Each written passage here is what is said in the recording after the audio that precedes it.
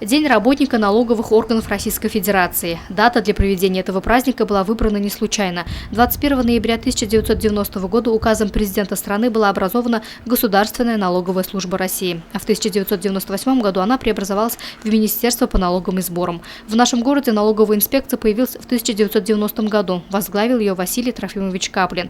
А с сентября 2010-го начальником межрайонной инспекции Федеральной налоговой службы России номер 37 по Республике Башкортостан является Юмубека Усманова. От результатов налоговой службы зависит благополучие города, регионов. И все эти годы налоговая служба внесла существенный вклад в развитие нашей страны.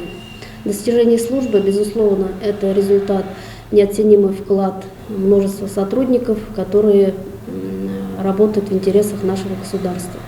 Всем известно, налоги являются необходимым звеном экономических отношений в обществе с момента возникновения государства. В современном цивилизованном мире налоги – это основной источник доходов страны. Заработная плата работников бюджетной сферы, пенсии, пособия, развитие области медицины и культуры напрямую зависит от деятельности налоговых органов. Основной задачей инспекции является пополнение бюджета государства.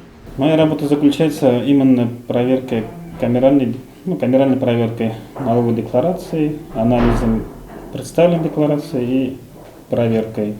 В результате изменений, проходивших в последние годы в республике, остается 14 налоговых инспекций. После реорганизации появилась Сибайская межрайонная инспекция, объединившая 4 района. На сегодняшний день здесь трудится более 100 специалистов, обслуживающих 66 муниципальных образований. За годы существования в Сибайской межрайонной инспекции сложился дружный, стабильный коллектив. В нем есть сотрудники, работающие с момента образования налоговых органов, и молодежь, которая учится у них опыту.